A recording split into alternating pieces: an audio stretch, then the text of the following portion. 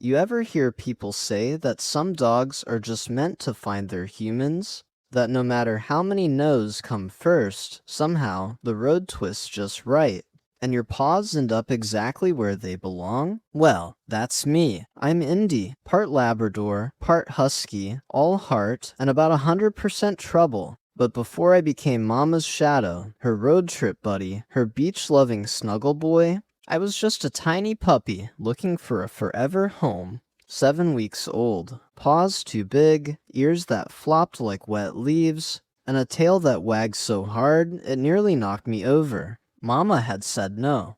"Oh no," she told them, shaking her head. "I can't take a husky mix.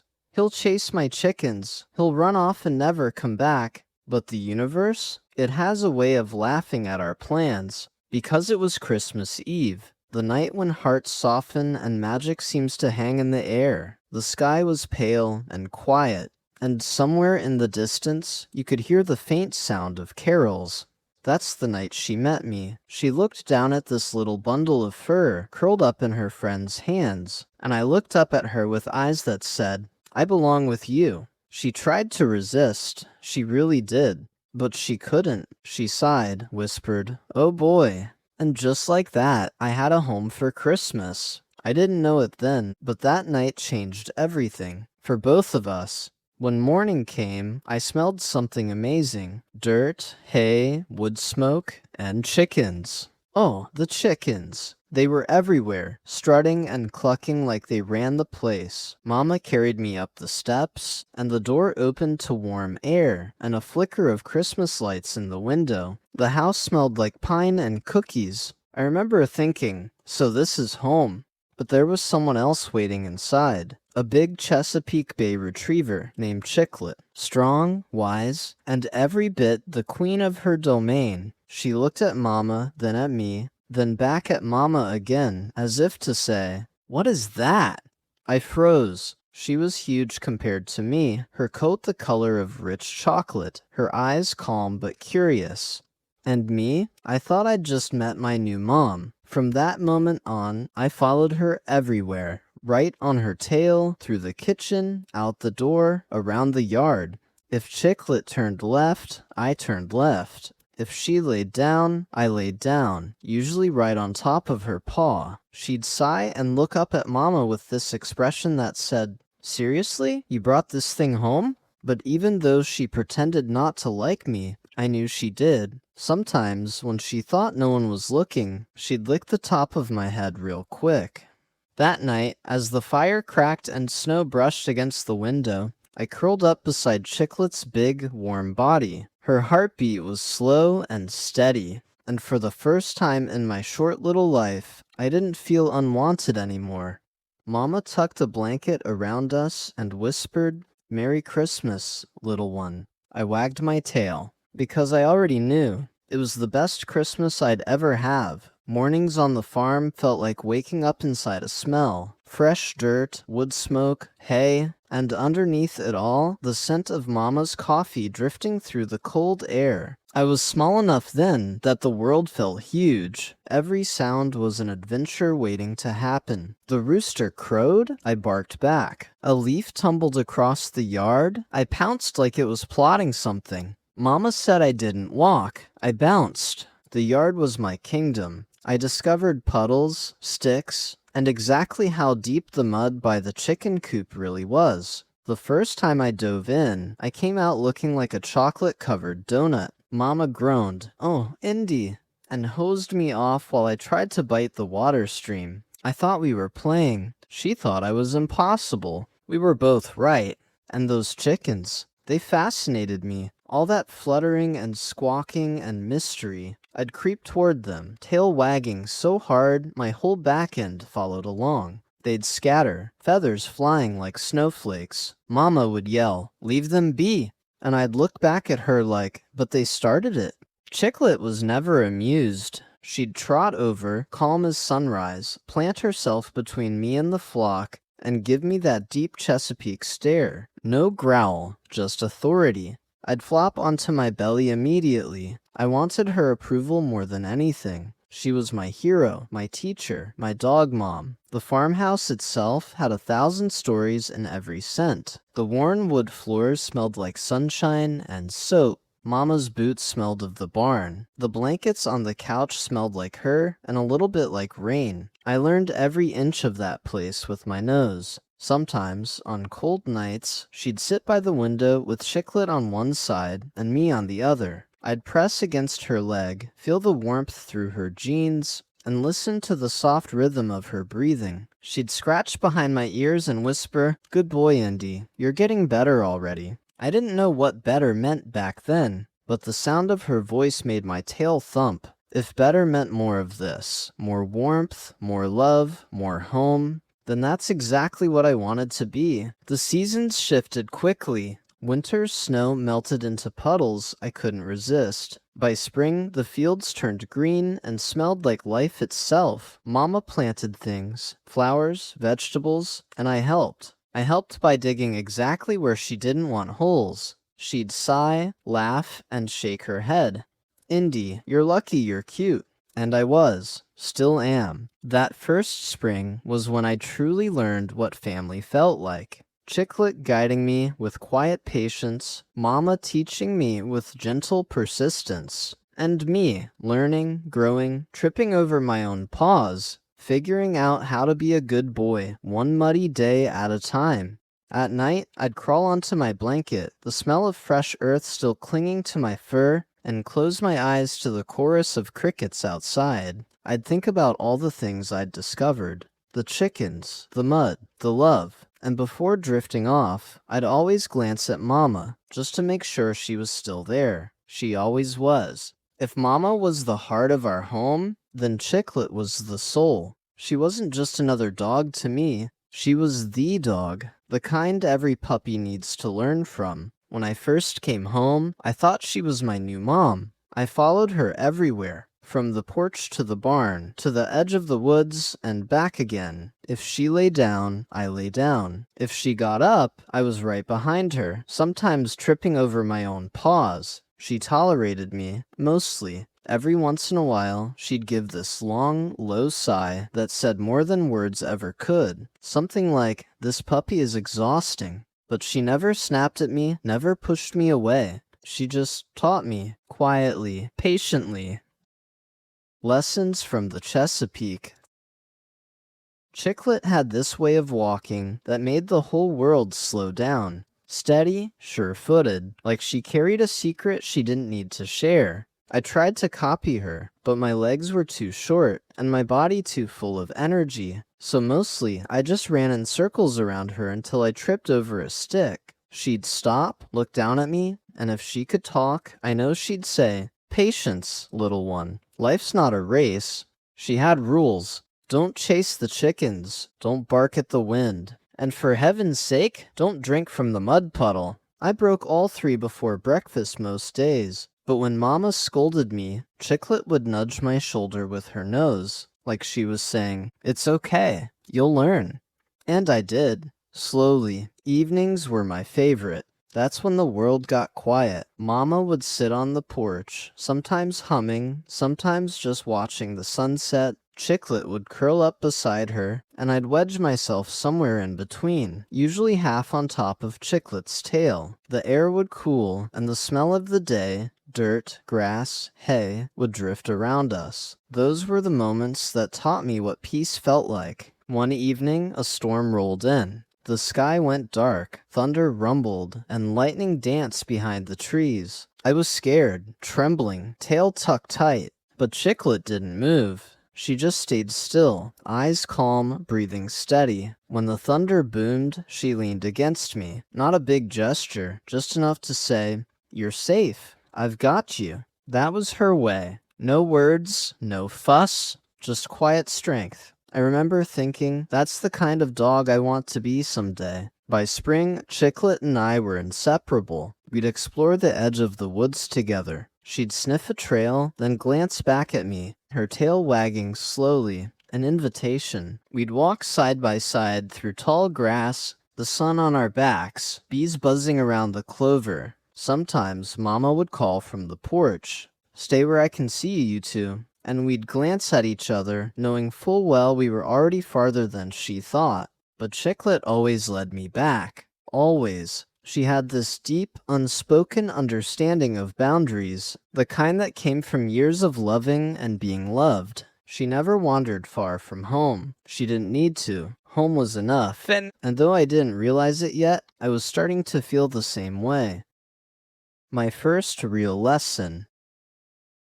One afternoon, I found a butterfly in the yard, bright orange, wings like fire. I chased it, barking, snapping at the air, tumbling through the grass. I finally caught it between my paws, proud as could be. Then I felt Chiclet's nose on my shoulder. She looked down at the trembling butterfly, then back up at me. She didn't growl, didn't bark, just looked, calm and steady, until I lifted my paw and let it go. That was Chiclet's magic. She didn't force lessons on you. She let you discover them. And that day, as the butterfly fluttered away into the sun, I think I understood what she'd been trying to teach me all along. That kindness was strength. That being gentle didn't make you weak. From that day on, I wanted to be like Chiclet. Patient, strong, the kind of dog who could quiet a storm just by being there.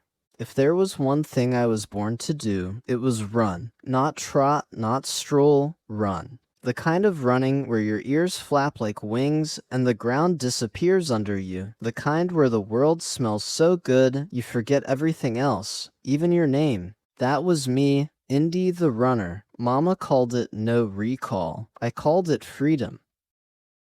The first chase. It started innocently enough. I was still a gangly teenager, all legs and bad ideas, when a squirrel darted across the yard. Momma said, "Indy, stay." I said, "Sure thing." Then I bolted, through the field, over the ditch, past the chicken coop. Momma's voice echoed behind me, sharp at first, then worried. "Indy, come!" But to me, her voice just blended with the wind. I thought she was playing, so I ran harder, faster, heart thumping, tail flying. It was the best game ever. Then I'd stop, finally, turn around and see her in the distance, hands on her hips, half laughing, half ready to cry. I'd wag my tail like, "Hey, you're slow." She'd sigh, shake her head, and say, "You are gonna be the death of me." The fence game. Momma tried everything. She patched fences, built gates, even put up signs that said, "Stay in the yard." Spoiler, I can't read. One spring afternoon, she opened the gate just long enough to carry groceries in. I saw my chance. I slipped past her leg like smoke, hit the driveway, and launched. She dropped the bag, oranges rolling everywhere, and yelled, "Indy!" But by then, I was already halfway to the creek. The air was cool, the mud smelled perfect, and my paws felt like lightning. When she finally caught up, panting and muddy, she didn't even yell. She just knelt down, grabbed my collar, and whispered, "Someday you'll come back because you want to." I didn't understand then. I just licked her cheek and wagged my tail, thinking, why wait? I'm already back. Years of chase. The years rolled by, and my recall didn't improve much. Every season had its temptations. Spring brought rabbits. Summer brought butterflies. Fall brought that crunchy leaf sound that makes every dog lose his mind. And winter, winter brought snow, my kryptonite. Momma would call, "Indy, come!" And I'd look at her from 50 feet away, tilt my head, and grin like, maybe next time. Sometimes I'd circle her, staying just out of reach, waiting for her to move toward me before I'd dash away again. It was our dance, half comedy, half heart attack, but every single time she came for me, she never gave up, not once. Even when she was tired, even when the neighbors laughed, even when she swore under her breath that she was never doing this again, she still came. And every time, when she finally caught me, she'd ruffle my fur and say, "You're lucky you're cute, and I love you." The turning point.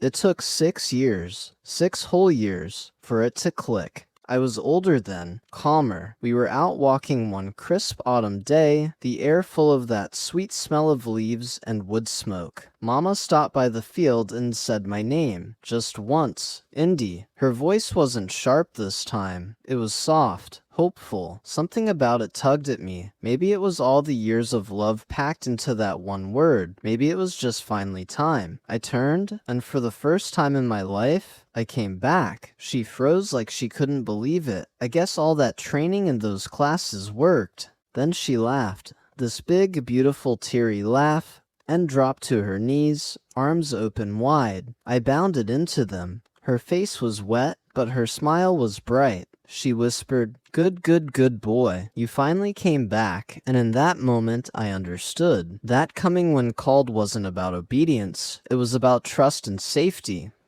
After that, running felt different. I still loved the wind in my fur, the stretch of my legs, the pulse of the earth under my paws. But now, I never ran to escape. I ran with her. We jogged through fields at sunset, her laughter mixing with the evening breeze. When she called my name, I came, every time, not because I had to, but because there was nowhere else I'd rather be.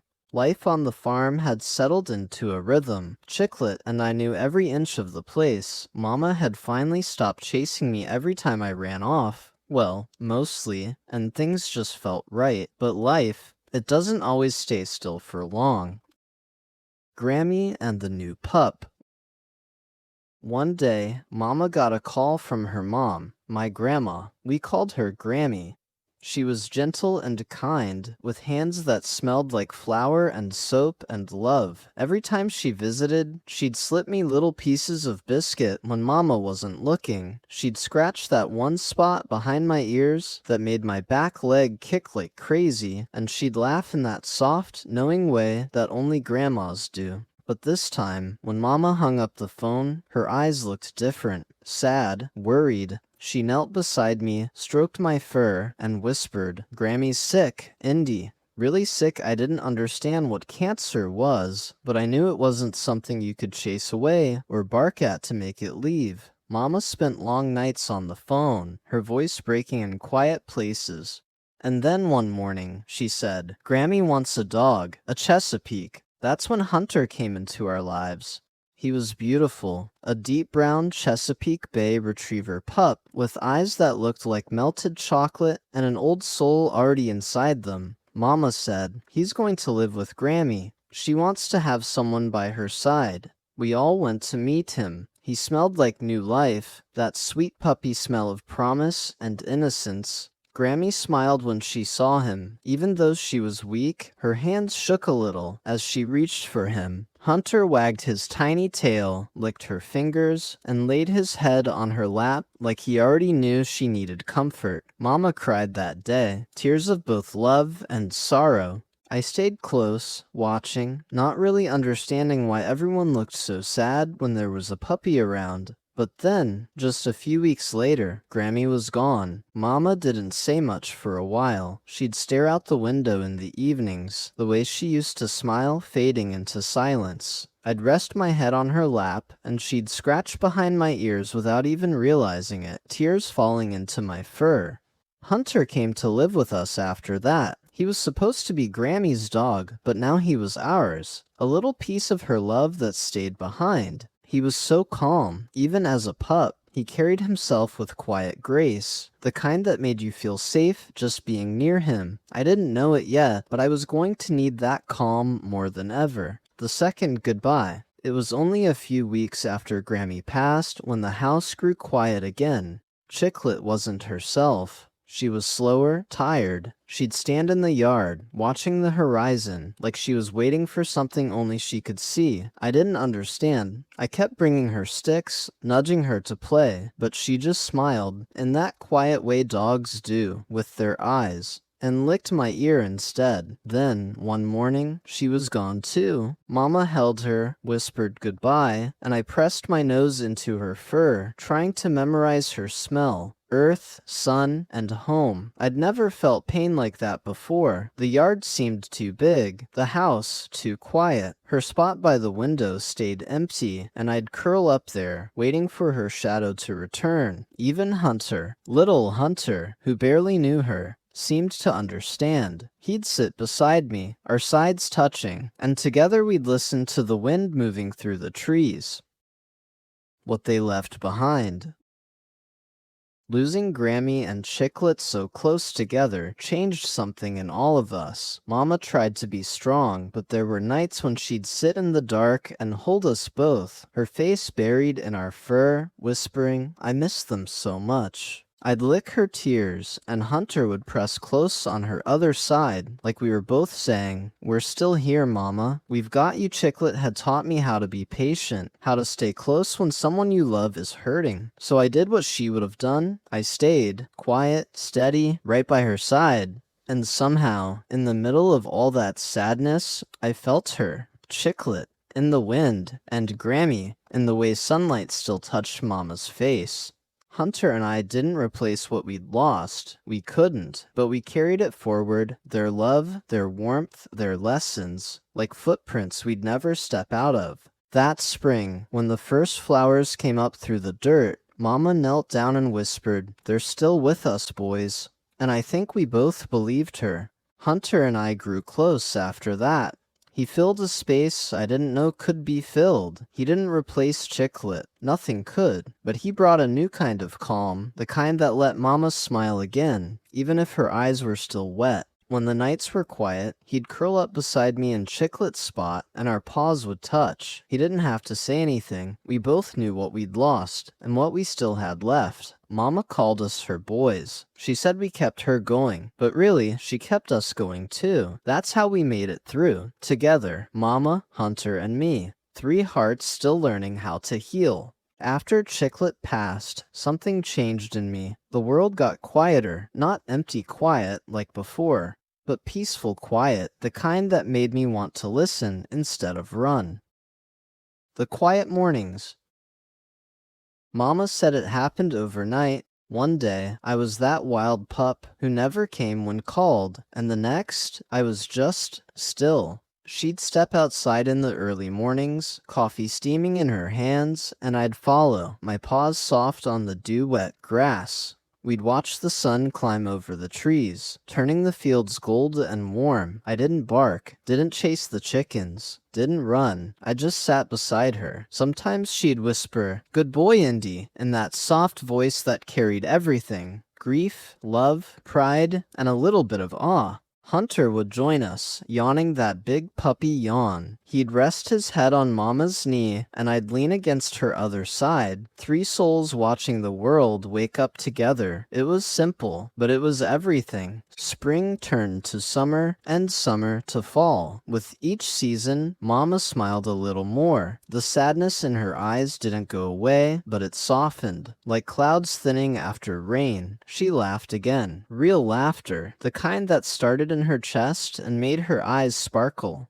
Hunter and I would wag so hard our whole bodies moved, and she'd say, "You boys really are my heart." Sometimes she'd kneel down and press her forehead against mine, whispering, "You've grown up so much, Indy. You're my good boy now." And you know what? I was. I really was. I still ran sometimes. But now, when she called my name, I came back. Every time. I started to realize that listening wasn't just about hearing words. It was about feeling the meaning behind them. When Momma said, "Stay close," she didn't mean, "Don't move." She meant, "I need you here with me." When she said, "Good boy," she meant, "Thank you for helping me heal." Even silence. I learned to listen to that too. When she sat outside at dusk, quiet and thoughtful, I'd just sit beside her, my head on her knee, watching the light fade. That was our language. No words, just understanding. Becoming the steady one. It was strange, really. All my life, someone else had been the calm one. First Chiclet, then Momma, then Hunter with his steady heartbeat and gentle ways. But now, I found myself being the steady one. If Hunter got nervous during storms, I'd nudge him and stay close. If Momma looked tired, I'd lay at her feet and keep watch. Even the chickens. They'd wander right past me now, and I wouldn't move an inch. Okay, maybe I still stared a little.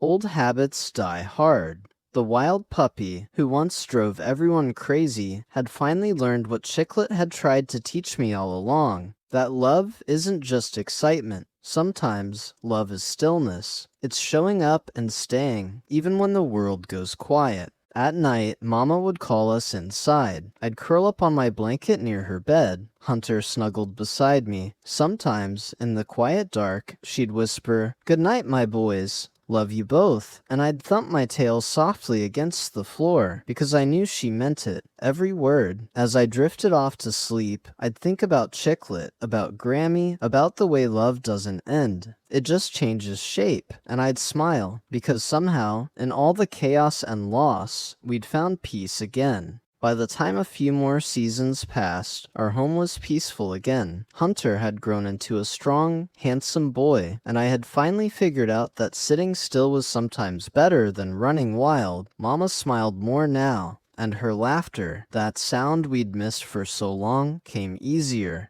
Then one day, she said, "Boys, I think it's time for one more." I tilted my head. Hunter wagged his tail. We didn't know what one more meant, but we were about to find out. That afternoon, we drove to a place that smelled like hay, puppies, and possibility. Mama crouched down beside a little Chesapeake Bay Retriever pup with a soft dead grass coat and bright curious eyes. Her name was Emmy. She was tiny, all paws and squeaks, with fur the color of sand kissed by sunlight. The moment she saw us, she bounded over, tripping over her own ears and landing right in Hunter's face. He blinked, startled. I wagged my tail, and Mama, she laughed, really laughed. That beautiful sound that fills the air and makes everything feel alive again, bringing life back. From the second Emmy came home, everything changed. The house buzzed with new energy, toys squeaking, paws skittering on the floor, and Mama's voice constantly saying,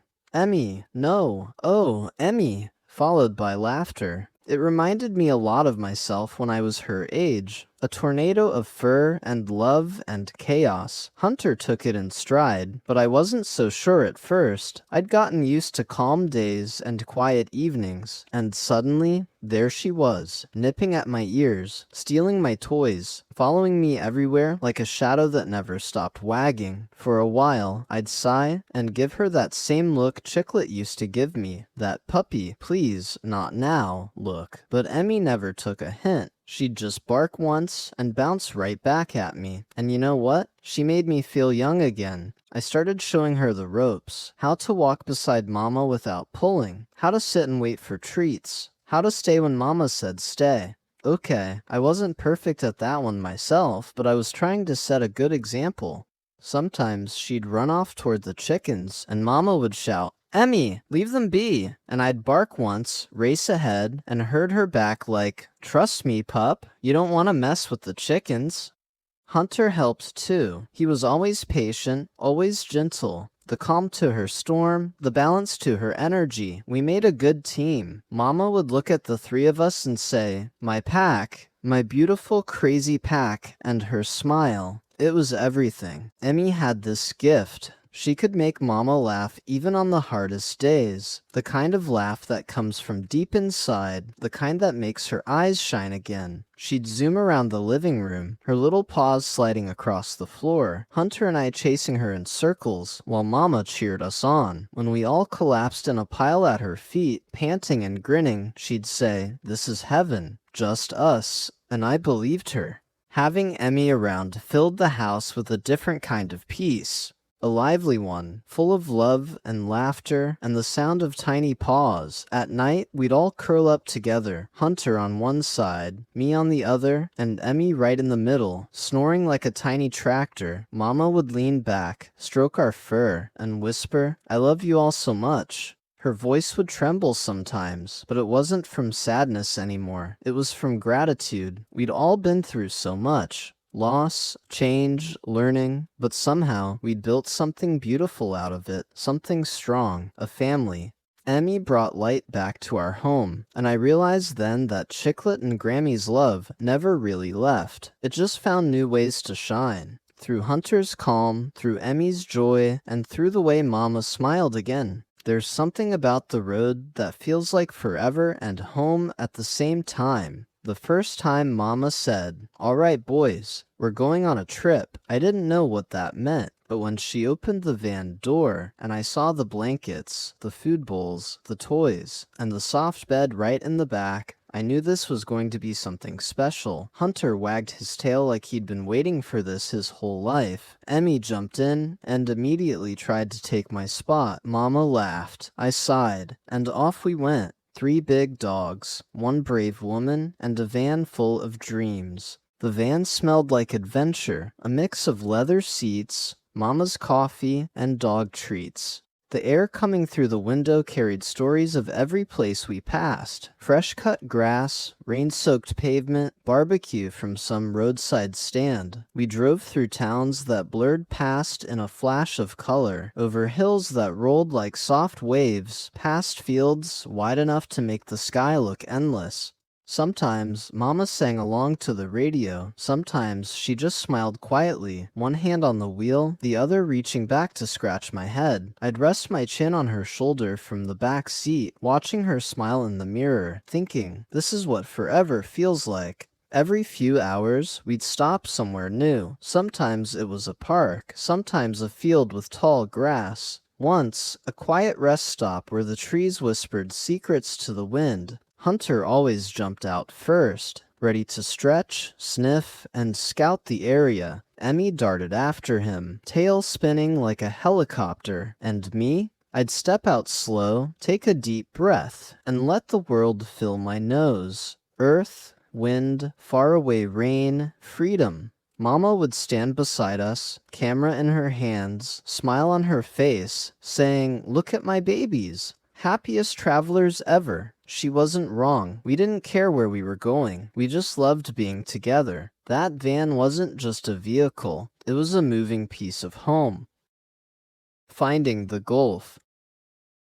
Days later, the air changed. It smelled different. Heavy and alive, like salt and sun and something ancient. Mama rolled down the windows and said, "Smell that, Indy. That's the ocean." The ocean. I didn't know what that was, but I could tell it was big. Bigger than any field, any forest, any dream. When we stopped, and I jumped out onto the sand for the first time, my paws sank deep into it. Soft, cool, shifting under me. The wind tugged at my ears, and that sound, the roar and hush, I'll never forget it. We ran straight for the water. Hunter splashed first, of course. Emmy barked like she could scare the waves away. And me? I stopped for just a moment, watching it all. The sun dipping low, the horizon glowing gold and pink, Mama standing there barefoot in the tide, laughing. Then I ran, full speed, right into the surf. The waves crashed around us, cool and wild, and I barked back at them because I couldn't help it. It was like the whole world was saying, "You made it." We stayed on the Gulf Coast for a while. Every morning we'd walk the shoreline. The sand was warm under my paws, and the breeze carried the smell of salt, shells, and seagrass. Mama would toss a stick, and Hunter, Emmy, and I would race for it, splashing through the waves, tails high. Sometimes she'd just sit in her chair, camera in hand, watching us chase the sunlight. In those moments, I could feel it. That quiet joy that comes when everything is exactly as it should be. At night, we'd pile into the van, tired, sandy, happy. Mama would brush the sand from our fur and say, "My perfect little beach pack." Then she'd hum softly, her voice blending with the sound of the waves outside. And as we drifted to sleep, I'd think about all the miles we'd come, from that cold Christmas Eve to this warm, glowing coast. The thing about the road is, it doesn't just take you places, it teaches you who you are. I wasn't that wild pup anymore. I was a traveler, a brother, a protector, a good boy. And as I lay there beside Mama, her hand resting on my paw, the hum of the ocean outside our window, I realized something I'd never quite understood before. I didn't just belong to her. She belonged to me, too. Time has a funny way of sneaking up on you. One day, you're that wild puppy who can't sit still, and the next, you're the old boy who finds peace in just watching the sunset. I guess that's me now. 9 years old, older, wiser, softer around the edges. But don't let that fool you. I've still got plenty of spark left. Mama laughs and says, "You're not old, Indy. You're vintage." And maybe she's right, because I still feel young when the wind hits just right, and sometimes, out of nowhere, I get the zoomies. Oh yeah, full on, tail wagging, ears flapping, heart pounding zoomies. Hunter rolls his eyes. Emmy joins right in, barking and chasing me through the yard. And Momma stands there laughing, shaking her head, saying, 9 years old and still acting like a puppy. And I am, because I never stopped being one, not where it counts. These days, our mornings are slower, but no less sweet. Momma still wakes early, her coffee steaming, the smell drifting through the house. Hunter pads in first, steady as ever. Emmy bounces in like the sunrise itself. And me, I stretch, yawn, shake the sleep out of my fur, and follow them to the porch, because I never miss a sunrise with Momma. She sits on the steps, and I settle beside her, leaning into her leg just enough that she knows I'm there. She'll scratch my head and whisper, "Morning, my good boy." And I'll thump my tail once, slow, steady, the sound of contentment. That's all we need now. A porch, a cup of coffee, and the kind of silence that feels like a conversation. Our days have a rhythm, simple and peaceful. We walk the fields together, not too far, just far enough to feel the earth under our paws. Momma talks, I listen. That's how it's always been. Hunter stays close, ever the protector. Emmy still digs her holes and chases every butterfly in the county, and me, I'm the steady one now, the heartbeat of the pack. When Momma feels tired, I rest my chin on her knee. When she smiles, I wag. It's our way of saying, we've got this. The seasons seem to turn faster now. Winter doesn't sting like it used to. It just makes the fire feel warmer, the couch cozier, Momma's hugs even sweeter. I've got a few silver hairs around my muzzle, but my eyes still shine, and my legs still remember how to run. Sometimes, when the evening air is cool, I can't help myself. I bolt across the yard, full speed, zoomies and all, tail flying behind me like a flag of joy. Momma laughs, claps her hands, and cheers me on like always. She says, "That's my Indy, still the goodest boy with the biggest heart." And I believe her, because I feel it in every wag, every breath, every day we share. Every once in a while, we go back to the coast. The van still smells like road trips and memories. The moment the door opens, and I smell the salt air, I'm a puppy again. Hunter walks steady beside Momma. Emmy charges for the waves, barking like she's racing the wind. And me, I take my time, sniffing the sand, watching the horizon, then suddenly running full tilt toward the surf, laughing in my heart the way I did years ago. Momma always laughs and says, 9 years old, and you still act like it's your first beach day. It kind of is. Every time feels new. The sea has a way of reminding you that you're still alive, still part of something vast and beautiful. And standing there beside her, I know exactly where I belong. When the day winds down, we all find our places. Hunter by the door, Emmy on the couch, and me at Momma's feet where I've always belonged. She'll reach down, stroke my fur, and whisper, "You're still so healthy, Indy. You're gonna be around for a long time. I just know it." And I nuzzle her hand, because I plan to be. There's still so much love left to give, so many sunsets left to watch, so many zoomies left in these legs. I used to think being a good boy meant following rules, coming when called, sitting when told, but now I know it's something deeper. Being a good boy means loving your human with your whole heart every single day. It means showing up. It means listening. It means growing together and still finding joy in the small things, like the breeze or the way her hand feels when it finds my fur. Momma gave me the best life any dog could ever dream of. And me, I gave her everything I had. Every wag, every smile, every zoomie.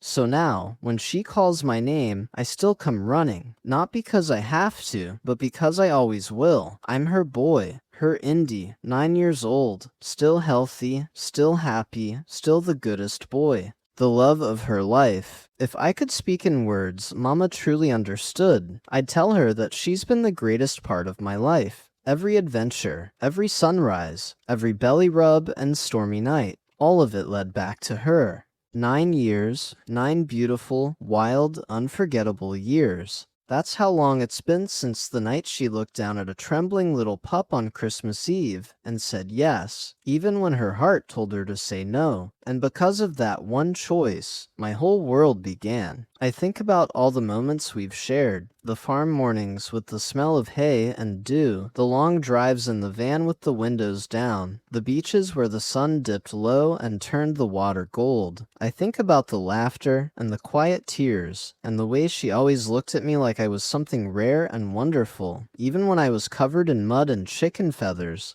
And if I could, I'd tell her, I saw you, Momma, every day. Even when you thought I was just napping by your feet, I saw the way you loved us. I saw how hard you worked to keep us safe, how your eyes softened when we rested our heads on your lap. I saw the way you kept going, even when your heart was broken. And I learned love by watching you. You taught me that love doesn't always mean saying yes. Sometimes it means staying close, even when it hurts.